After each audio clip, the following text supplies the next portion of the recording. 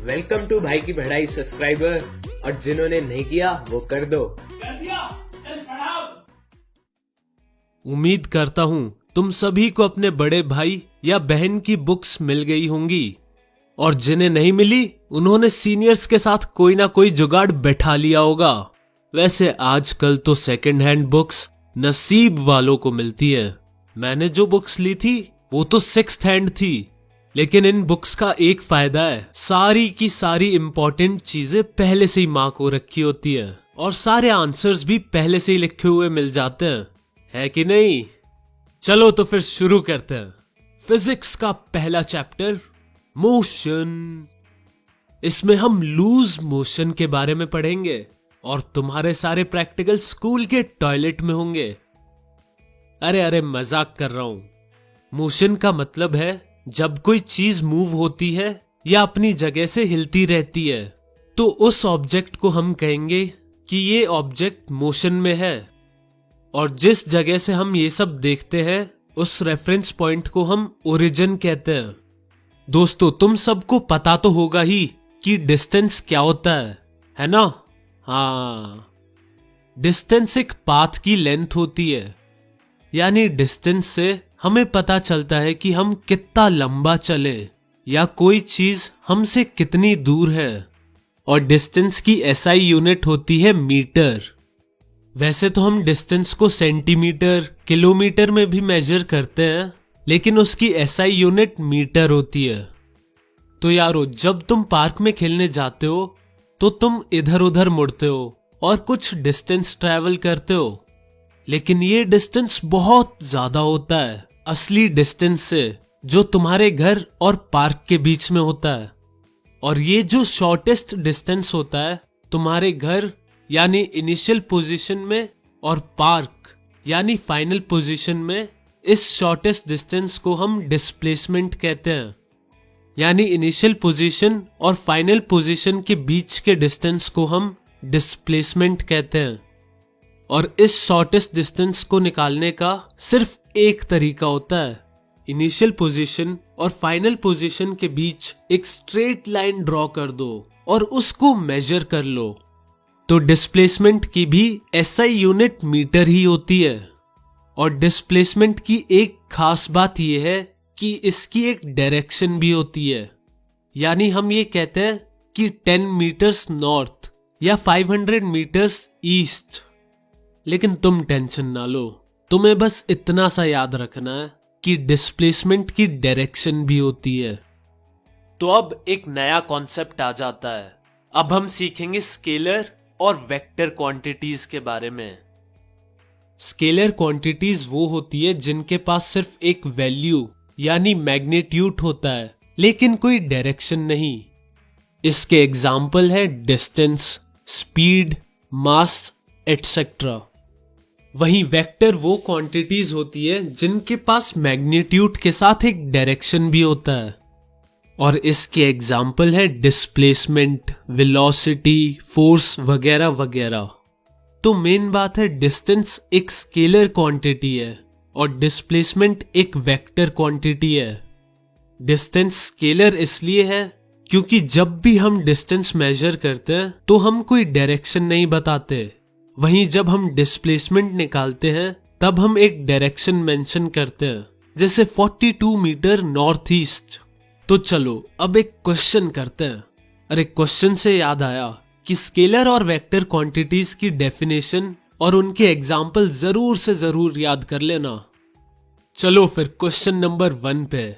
मान लो एक circular track है जिस पे लोग दौड़ते हैं और उसका रेडियस है 50 मीटर, और अपना गोगी 2 मिनट में पूरा सर्कल कंप्लीट कर देता है।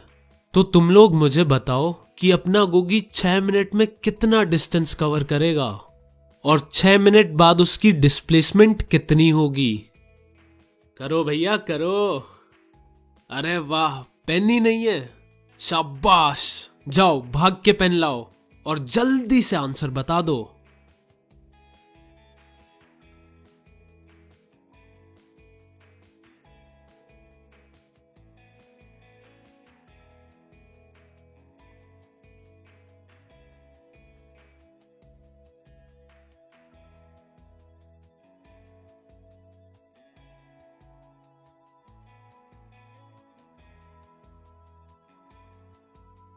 Fast fast. हो गया, बहुत बढ़िया। चलो देखते हैं कि आंसर क्या है। तो यारो मेरा फंडा सिंपल है। जैसे ही क्वेश्चन आता है मैं पहले क्वेश्चन पढ़ता हूं और उसका डायग्राम बना लेता हूं, और जो जो मेंशन या गिवन होता है उनको एक कोने में लिख देता हूं। तो हमें दे रखा है कि रेडियस है 50 मीटर और गोगी 2 मिनट में पूरा सर्कल भाग लेता है। तो गोगी भागा था 6 मिनट, और अगर वो 2 मिनट में एक सर्कल भागता है तो इसका मतलब उसने 3 बार पूरे ट्रैक का चक्कर लगा लिया। तो डिस्टेंस कितना होगा? सर्कल का पेरीमीटर इंटू 3। सर्कल का पेरीमीटर का फॉर्मूला होता है 2 पाई आर, और आर देखो गिवन है 50 मीटर्स। चलो कैलकुलेशन करते हैं।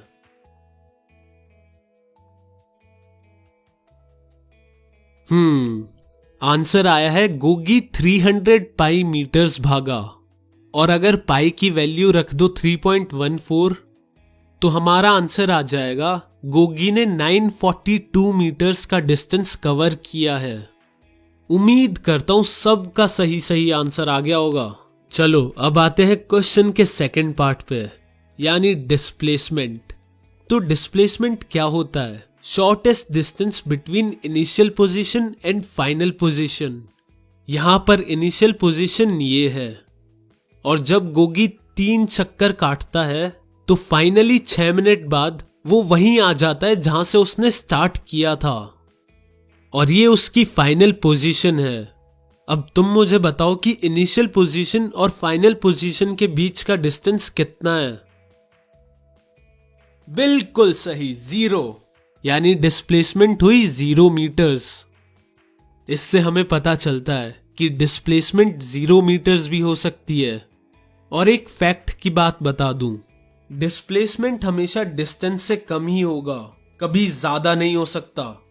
बराबर भी हो सकता है, और वो तभी होगा जब कोई स्ट्रेट लाइन में चले, यानी उसी शॉर्टेस्ट रूट पे ही चले।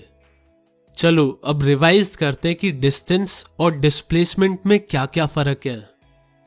डिस्टेंस होता है total length of the path covered by an object between initial and final position, और दूसरी तरफ डिस्प्लेसमेंट यानी the shortest distance between the initial and final position of an object. Distance scalar quantity है और displacement एक vector quantity है। Distance कभी 0 नहीं हो सकता, डिस्प्लेसमेंट 0 हो सकता है। तो चलो एक लास्ट क्वेश्चन और कर लेते हैं। सब कुछ सेम है, बस इस बार गोगी 6 मिनट की जगह 5 मिनट भागता है। तो डिस्टेंस और डिस्प्लेसमेंट कितना होगा, निकालो।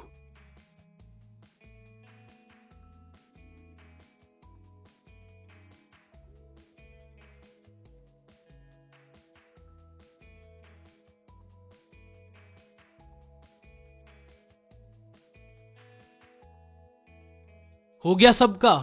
Good job. अब सॉल्यूशन देखते हैं। 5 मिनट में गोगी 2.5 राउंड्स ही मार पाएगा। तो डिस्टेंस होगा पेरीमीटर ऑफ सर्कल इंटू 2.5, यानी 2 पाई आर इंटू 2.5। आर है 50 मीटर्स, तो हमारा आंसर आ जाएगा 250 पाई मीटर्स। चलो अब डिस्प्लेसमेंट निकालते हैं। गोगी इनिशियली यहां था, और फिर गोगी 2 राउंड्स मारता है, और फिर एक आधा राउंड मारता है सर्कल का, और वो फाइनली यहां पहुंचता है।